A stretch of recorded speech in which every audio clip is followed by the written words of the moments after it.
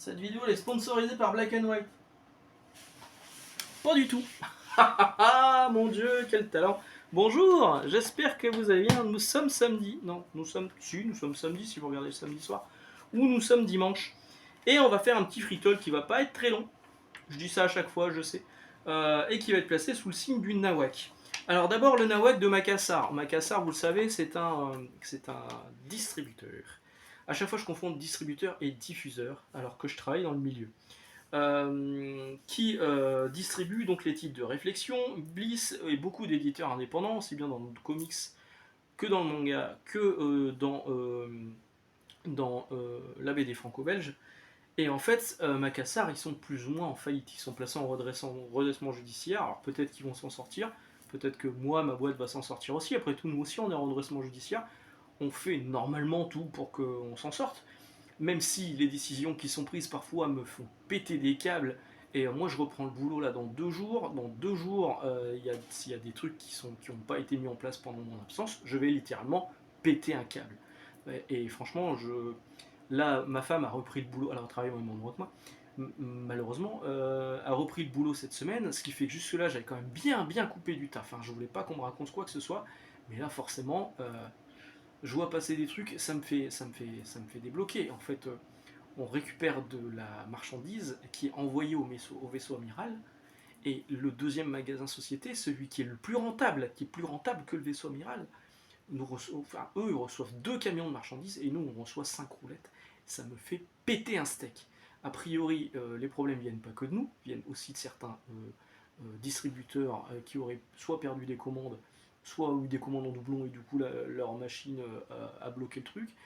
Bref, la merde, ça me casse les couilles. Ouais, oui, je suis vulgaire, ça me casse les couilles. Et donc, c'est aussi la merde chez Makassar. Parce que Makassar, bon, alors évidemment, ma boîte, ma société a eu des impayés, mais il n'y a pas que nous, il y a aussi d'autres, il y a Gibert, il y a Sorams, il y en a pas mal, hein, il y a eu des impayés chez Makassar. Forcément, il y a un effet de boule de neige. Les impayés, ça veut dire que Makassar n'a pas payé non plus les éditeurs, et les éditeurs sont la merde. Alors, tout n'est pas de la faute des magasins qui sont en redressement judiciaire, ça fait partie des problèmes. Il y a aussi des gros problèmes de structure, de gestion, enfin bref, Makassar, il me semble que Comics Initiative, qui lui a d'autres problèmes, hein.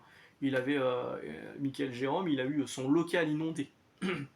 Alors j'espère qu'il n'y a pas eu trop de pertes au niveau du stock, mais il a eu son local inondé il n'y a pas longtemps. Donc lui, il me semble qu'il était chez Makassar avant et qu'il est passé ailleurs. Je crois qu'il est chez Dode et compagnie. Il y en a beaucoup qui font ça, hein, qui passent chez Dode et compagnie en partant de chez Makassar. Donc Makassar, moi par exemple, j'avais une repré qui devait passer pendant mes vacances, elle n'est pas passée. Elle devait voir ma collègue, finalement pas de son, pas d'image, on l'a pas vu. Euh, donc je présume que ça sent vraiment pas bon. Et donc soutien total aux éditions Réflexion et aux éditions Bliss, même si j'en parle pas souvent, les éditions Réflexion en plus, alors Bliss, ils sont vraiment dans le mal par rapport à ça. Les éditions Réflexion, ils misent tout sur la sortie de Witchblade avec une édition en plus méga collector à 50 exemplaires par le dessinateur Cafaro. Donc j'espère vraiment qu'ils vont pouvoir relever la tête et passer à un autre éditeur, mais maintenant la thune, il faudra bien qu'elle rentre à un moment ou à un autre. Donc si vous avez des comics en attente à acheter chez Réflexion ou chez Bliss, c'est maintenant qu'il faut les soutenir, c'est maintenant qu'il faut acheter chez eux, sur leur site directement.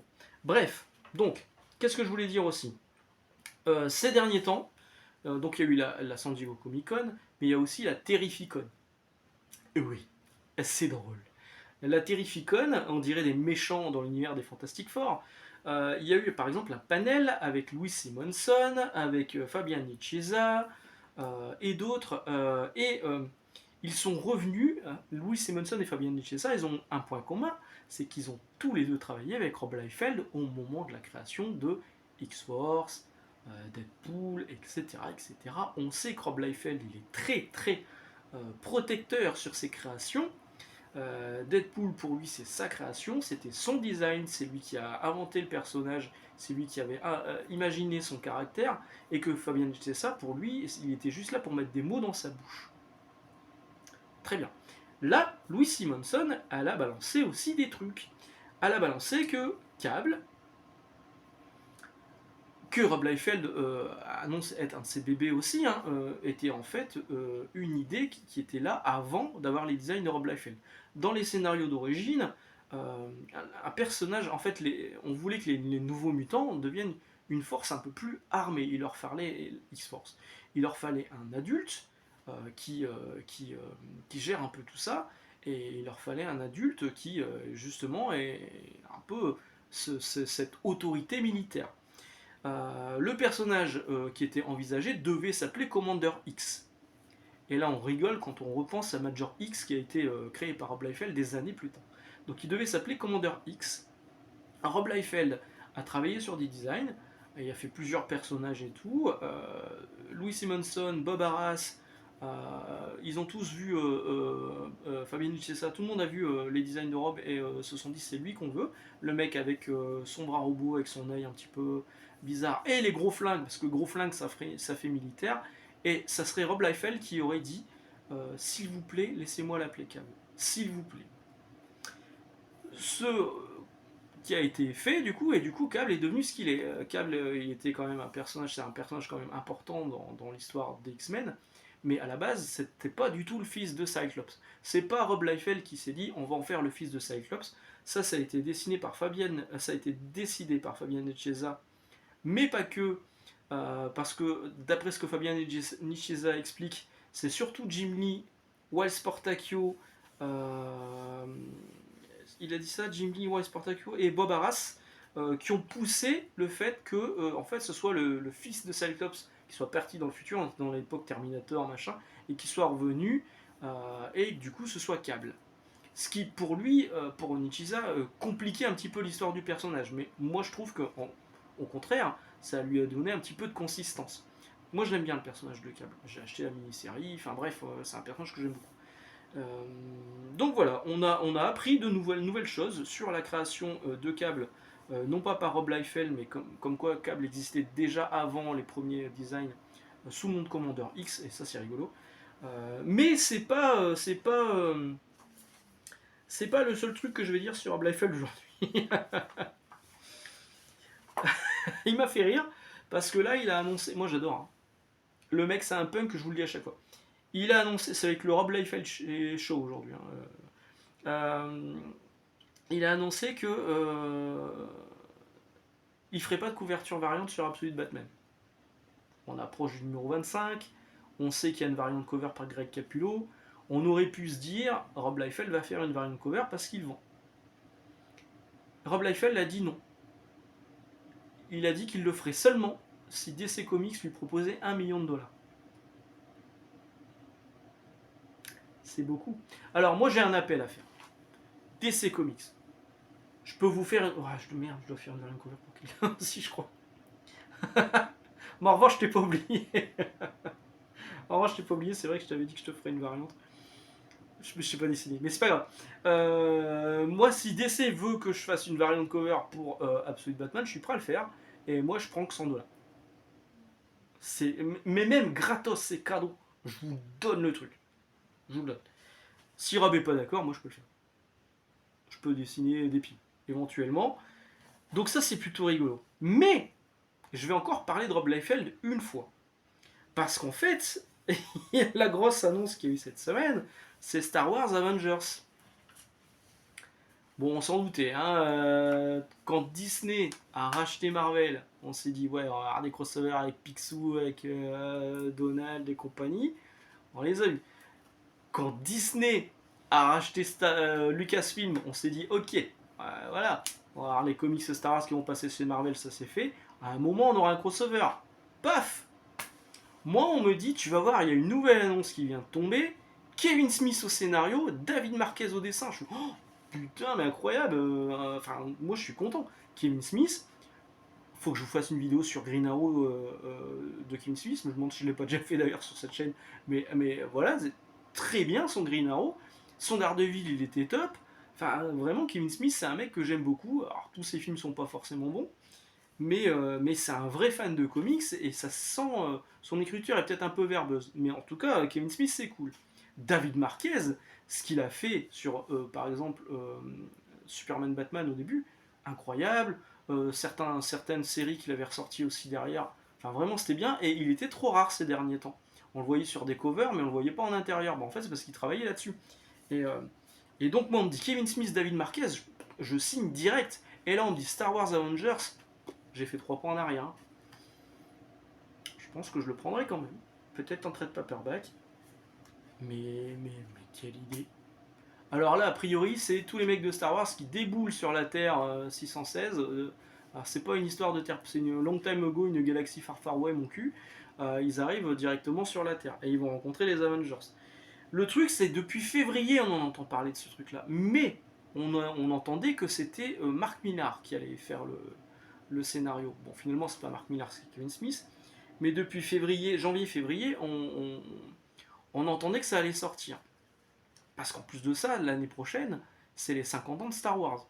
Décembre, c'est les 50 ans de Faraday. Janvier, c'est les 50 ans de Star Wars de 1977. Donc on en entendrait parler depuis février de cette année, mais qui en parlait aussi? Rob Liefeld. Rob Liefeld avait dit, vous verrez, c'est évident, ils ont déjà reçu des pitchs, machin, voilà, c'est ok. On n'a plus qu'à attendre que ce soit annoncé officiellement, c'est ok. Et il avait raison, comme quoi les rumeurs, parce que souvent on dit oui, les rumeurs ça va, ça fait parler les gens, ça fait du clic sur certains trucs, très bien, mais souvent il n'y a pas de fumée sans feu. Et là, la rumeur, elle avait été en plus partagée par Rich Johnston de Bleeding Cool News et par Rob Liefeld, qui n'est pas le dernier pour avoir des informations. Donc, bon. Est-ce que Rob Liefeld va pas faire une cover pour la modique somme de 1 million de dollars pour ce crossover de Star Wars Avengers? En tout cas, ce qui est rigolo, c'est que Rob Liefeld, il veut pas, il dit Absolute Batman, enfin Batman, j'ai pas besoin de Batman pour vendre, sauf qu'il a quand même fait une variante cover de Batman pour The Long Halloween, hein, pour rappel, que j'ai acheté. Voilà. Donc voilà, Star Wars Avengers, ça sortira en janvier 2027. Ce sera une mini-série en 5 numéros. Bon. Ah, les auteurs sont cool quand même. Enfin, dites-moi vous dans les commentaires si vous avez craqué ou pas. Moi, j'aurais tellement voulu les voir ailleurs, moi, Kevin Smith et David Marquez. Tiens, c'est dommage. Qu'est-ce qu'on a vu On va parler un petit peu de DC Comics et aussi un petit peu du Urban. Et après on parlera de jeux vidéo, hein, promis, ça fait longtemps. Hein, ouais. Bon, ok. Alors, Lanterns, la série arrive chez HBO. Bon, évidemment, Urban va mettre en avant les comics, ils le font déjà, en disant qu'il y a ça, ça et ça qui est disponible. Ouais. Il y a des trucs de disponibles. Et ils font aussi une mise en avant de Flash. J'ai pas compris pourquoi ils faisaient une mise en avant de Flash. Peut-être que Flash va apparaître dans la série Lanterns de HBO, on sait pas. Mais ils ont fait une mise en avant donc, en présentant les différents costumes de Flash. Et ils ont fait 2 erreurs grossières. Alors, soit c'est de l'IA, il n'y a aucun contrôle derrière. Soit le community manager ne sait pas de quoi il parle et il n'y a pas de contrôle derrière. Soit c'est une erreur de typo. C'est gros quand même. Franchement, Urban, qui est quand même l'éditeur français de DC Comics en France, qui fait des erreurs aussi grossières qui sont repérées directement. Alors moi, je vais vous sortir les numéros qui correspondent. C'est pas moi qui les ai trouvés. Hein. C'est dans les commentaires des mecs de leur publication. C'est les lecteurs de comics. Mettez-vous ça dans la tête à un moment, Urban et Panini. Les lecteurs de comics les plus bruyants. Alors certes, il y a une majorité silencieuse. Les plus bruyants le voient quand vous faites une connerie. Et là, c'est quand même 2 belles conneries. Ils disent que Kid Flash inverse les couleurs du costume de Flash en 1983. C'est dans Flash 135 en 1963. Eh, quand même, il y a 20 ans d'écart. Hein. Deuxième erreur, Impulse invente le costume blanc et rouge qui ressemble à celui de Flash. Impulse, c'était donc si je dis pas de conneries, parce que peut-être que je vais dire des conneries aussi, mais en même temps, moi je travaille pas chez Urban. Ça doit être le neveu de Barry Allen, qui vient du futur. Je crois que c'est ça. Impulse, en plus, c'était une série qui était décidée par Mike Wieringo, et il devait y avoir aussi du Humberto Ramos dans l'histoire. Donc c'était plutôt sympa au niveau du dessin. Impulse, donc pour eux, il invente ce costume en 2016. 94. Flash 92. en 1994. Comment on peut faire des erreurs aussi grossières? Je veux dire, moi j'en fais plein des erreurs dans mes vidéos, mais moi je suis juste un pégu, un mec sans dents qui parle de comics parce qu'il en a un petit peu dans sa collection, qui parle de souvenirs et qui en plus les souvenirs sont un petit peu... je vérifie une fois de temps en temps des trucs, mais là c'est quand même l'éditeur officiel. Faire une telle erreur, c'est...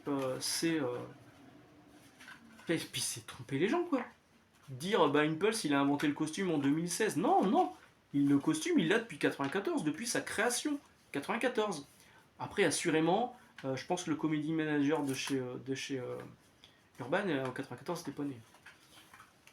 C'est fou quand même, c'est fou de faire des erreurs comme ça. Alors, bon, il y a eu l'histoire du report aussi qui a été dans les annonces officielles. Après, pour savoir votre nom de super-héros, ça, tous les 15 jours, vous avez le droit à votre nouveau nom de super-héros en partage. Mais là, ils ont aussi partagé le report de Night of Alex, on the Sea, pardon, Night on the Sea. Je vous en avais un petit peu parlé dans la vidéo sur DC Connect cette semaine. À début 2027, parce que les auteurs sont en retard. Et Rook Exodus, par contre, ils n'ont pas encore annoncé, là au moment où j'enregistre, que le report il est jusqu'à avril 2027. Ça fait quand même beaucoup, hein. Ça fait quand même beaucoup. Chez DC Comics, et ça va être la dernière actu comics, après je vous laisse là si vous voulez, mais on parlera jeux vidéo après. Chez DC Comics, ils ont fait une initiative qui est plutôt pas mal, et qui sera là donc aussi pour le Batman Day, qui sera présente pour le Batman Day. Ça s'appelle DC Start Here. C'est-à-dire qu'en fait, vu le carton qui est Absolute Batman, et Urban devrait un petit peu s'en inspirer, vu le carton qui est Absolute Batman, pour faire découvrir aux gens qui rentrent dans les comic shops pour acheter leur numéro d'Absolute Batman, pour 1$, pour 1$ de plus sur leurs achats du jour, hein, ils peuvent repartir avec un numéro 1 de Batman pour découvrir une autre série de Batman qui soit pas absolue, mais qui soit pas forcément moins intéressante. Pour 1$, vous pouvez avoir le numéro 1 de Batman par Scott Snyder et Greg Capullo, donc le Batman New 52. Vous pouvez avoir le Batman Rebirth de Tom King et David Finch. Vous pouvez avoir Batman White Knight de Sean Gordon Murphy. Ou vous pouvez avoir le numéro 1 de Batman, alors c'est du floppy, hein, c'est juste un chapitre. Le numéro 1 de Batman Dark Patterns par Dan Waters et Hayden Sherman. Franchement, c'est une super idée. Et si j'étais Urban, je sortirais. Ils savent le faire, les fascicules maintenant. Ils savent le faire avec. On l'a vu avec. Je regarde là parce qu'ils étaient rangés là avant. Avec les Batman Silence 2. Avec Exquisite Corpses. Ils savent le faire. Pour 1€, allez, 2€ max, vous pouvez sortir les premiers chapitres de. C'est de la publicité, tu vas me dire, mais c'est une idée qui est franchement pas mauvaise aux États-Unis et qui permet de faire découvrir aux gens qui arrivent en librairie. Bonjour, je voudrais mon Absolute Batman. Bah, si vous voulez, pour 1€ de plus, vous pouvez avoir le numéro 1 de telle série, scénarisé par la même personne qui fait Absolute Batman. Franchement, c'est pas con. Voilà, bah, ce sera tout pour les comics aujourd'hui. On va parler un petit peu de jeux vidéo parce que vous avez été plusieurs à m'en parler dans les commentaires sur Marvel Tokon. Marvel Toucon. Toucon, le Toucan. Parce que je suis le mec qui est fier de sa veine alors qu'elle est nulle. Parce que vous savez que je suis joueur de jeux de baston. Et en plus, c'est un jeu Marvel. Édité sur PS5 et PC. C'est d'ailleurs la dernière fois qu'il y aura une double sortie avec le PC, je crois. Je crois que Wolverine sera vraiment exclusif PS5. Bon, je ne l'ai pas pris. Et pourtant, quand ça a été annoncé, j'étais hyper chaud. Arc System Works, moi j'ai beaucoup aimé Dragon Ball Fighters, mais je suis de l'école King of Fighter et je suis de l'école Street Fighter surtout. Et pour moi, Dragon Ball Fighters, c'était vraiment sympa, mais c'est beaucoup d'auto-combo. C'est-à-dire qu'on regarde plus le jeu qu'on joue vraiment. Il y a des trucs à faire, hein. Quand on est à haut niveau, il y a des trucs clairement à faire, hein. Vous affrontez un mec qui sait jouer et vous faites défoncer. Mais il y a quand même beaucoup d'auto-combo. Et là, j'ai l'impression de voir Dragon Ball Fighters avec un skin Marvel. Vraiment. Je crois qu'il faut 3 boutons. En fait, j'ai l'impression que c'est le mode moderne de Street Fighter 6. Et moi qui joue à Street Fighter 6, quand je tombe sur un mec qui joue en moderne, je me fais une mission morale de le défoncer pour que lui-même se dise je vais jouer en classique parce que je me fais défoncer quand je tombe sur un mec qui joue en classique. Je ne m'imagine pas jouer à Street Fighter en mode moderne et encore moins en mode auto. Et là, j'ai l'impression de voir le mode moderne de Street Fighter 6 sur ce Marvel Token. Euh, donc c'est Dragon Ball Fighters avec une moustache. Voilà. Maintenant, sur le côté compétitif, je pense que j'y trouverai pas mon compte. Il y a une barre de vie pour les 4 personnages, et il y a 4 personnages par équipe. Il y a beaucoup d'assists, et c'est un jeu assist. Hein. C'est clairement un jeu assist. Donc là, les assists, c'est les strikers on appelait ça les strikers dans KOF 98. 98, ils étaient déjà les strikers. Je sais que dans KOF 2000, ils étaient là en tout cas. 98, oui. 2002, etc. Bref, c'est quand les mecs viennent vous aider. Les autres personnages qui sont dans votre équipe viennent vous aider. Ils arrivent, pouf, ils défoncent le mec, ils repartent. C'est un jeu à assist. Non seulement c'est un jeu à assist sur le fait que certains personnages viennent vous aider, mais c'est aussi un jeu à assist sur les autocombos. Au lieu de faire des quarts de cercle avant, machin, tu peux juste faire des combinaisons de touches en tapotant carré puis triangle, ça fait la même chose. A priori, il y aurait même une histoire de si vous faites en autocobon, ça bouffe un tout petit peu moins de barre de vie, mais franchement, c'est tellement plus simple à faire qu'un quart de cercle, quart avant, demi-arrière, etc. Que je pense que beaucoup vont faire que de l'auto-assist. Et moi, ça va me casser les noix. J'ai pas envie de jouer comme ça. J'ai pas envie de jouer comme ça. Mais par contre, le mode solo, j'ai un petit peu envie de le faire parce que le mode solo, il est écrit par Kyron Gillen, donc c'est quand même pas n'importe qui, c'est quand même un vrai auteur de comics, euh, euh, qui était aussi journaliste jeux vidéo, je crois, à ses débuts, avant d'être auteur de comics. Bref, c'est un mec qui baigne dans la pop culture. Hein. Et tout le mode solo, en fait, c'est un comics un peu interactif qui est dessiné par des grands noms. On a Mike Deodato Jr. quand même. On a, pour la partie manga, on a aussi Hiro Mashima de Fairy Tail qui dessine des planches pour le mode histoire. Donc pour ça, j'ai un petit peu envie d'y jouer. Euh, alors, donc, le problème, c'est l'auto-assist et il y a aussi le cast. Le cast, moi, Danger, ça me fait pas rêver. Miss Marvel, j'ai essayé, j'y arrive pas, c'est vraiment pas le personnage pour moi. Et Penny Parker, on s'adresse à qui? Aux mecs qui ont vu Spider-Man New Generation, le film. Mais moi, ça m'intéresse pas. Et je trouve que ces personnages-là prennent la place de personnages qui auraient peut-être été plus intéressants. Le Ghost Rider, c'est Robbie Reyes. J'aurais préféré voir Danny Ketch ou Johnny Blaze. Je l'aime bien, mais pour moi, sur un jeu qui te montre des personnages canoniques de Marvel, le Ghost Rider qui aurait dû être choisi, c'est pas Robbie Reyes, c'était Johnny Blaze. Mais ouais, mais non, c'est pas le cas. Alors on sait déjà donc il y a 20 persos en tout de base. Hein. On sait déjà qu'il y aura des persos en DLC. Le premier qui a été annoncé, c'est pas Cyclops, c'est Cyclops en version Phoenix. Alors c'est Kyron Gillen, voilà, Kyron Gillen qui aime bien. Je me demande si, je crois qu'il était sur Avengers vs X-Men la série AVX. D'ailleurs c'est aussi lui qui a dû pousser pour avoir Penny Parker, machin, tout ça. Mais non, moi j'ai pas envie de jouer avec ces personnages-là. Moi j'ai envie de jouer avec mon Cyclops, le normal quoi. Alors il y a aussi le personnage du grand méchant, c'est le champion, et quand on voit le champion, on a l'impression que c'est Broly avec une moustache. C'est Broly dans Dragon Ball Fighters, mais en bleu, avec les cheveux rouges. Moi le champion, quand je l'ai connu, il n'était pas comme ça. Mais bref, voilà, donc ce token, pour l'instant non, pas à ce prix-là, pas en plus avec cette histoire de on abandonne le physique chez Sony, ça me casse les couilles. Je vous ferai une vidéo un jour pour vous donner mon avis là-dessus. Je dis pas que je boycotte le jeu, mais c'est déjà que j'étais pas méga motivé. Là, je me suis dit bon, si le jeu peut se péter la gueule parce que justement les gens l'achètent pas parce que il y a une fronde contre Sony en ce moment, ça m'empêchera pas d'acheter Wolverine, hein, mais je choisis mes combats. Mais là, token, non, moi pour l'instant non. À 20 balles, 25 balles, ok. Mais là, mais d'occasion. Hein. Donc là, non. Alors, je voulais vous parler d'un autre jeu vidéo. En tout cas, une série de jeux vidéo. Cotton Rock With You, qui est un shmup. Vous savez que j'adore les shmups, que j'avais un site avec mon pote I2 qui s'appelait Shmupemol, où on parlait de shmup, on faisait des podcasts, on faisait des vidéos. Bref, une autre vie. J'adore les shmups. Et Cotton Rock'n'Roll, c'est la dernière itération de la série Cotton, c'est son 35e anniversaire. Une série que j'aime beaucoup, avec une petite sorcière sur un balai, c'est un horizontal. Donc on va d'un point A qui se trouve à gauche vers un point B qui se trouve à droite de l'histoire de l'écran avec un scrolling, où il y a plein de boulettes. Hein. La série, elle a connu plusieurs... alors, il y a eu la série de base, Cotton, il y a eu Cotton 2 sur Saturn, Cotton Boomerang et d'autres Cotton. Et il y a eu un reboot, donc c'est celui-là, qui s'appelle Cotton Reboot, qui était vraiment très très cool. C'était jusque-là mon épisode préféré, mais je crois que le Cotton, le nouveau Cotton, il est pas loin de le surpasser. Vraiment très très bien ce Cotton Reboot, je vous le recommande, en plus on trouve souvent un pas cher en démat ou en physique. Il y a eu Cotton Rock'n'Roll, qui est là, qui était moins bien, c'était un peu plus le bordel à l'écran, j'étais moins convaincu. Il y a eu Cotton High Tension, pareil, pas méga convaincu. Et il y a celui-là, et celui-là il est très cool.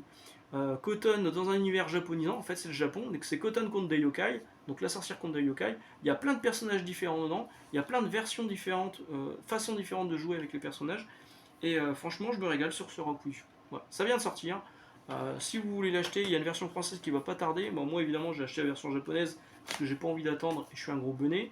J'ai payé ma version physique 50 balles parce que j'ai pas envie d'attendre et que je suis un gros bonnet, alors que la version physique là, parce que je l'ai fait importer, hein, la version physique au Japon elle est vendue 30 €. Mais bon, Cotton Rokuyu, grosse reco si vous êtes fan de shmup. Je vous laisse là, excellente journée, excellente lecture et à la semaine prochaine. Ciao.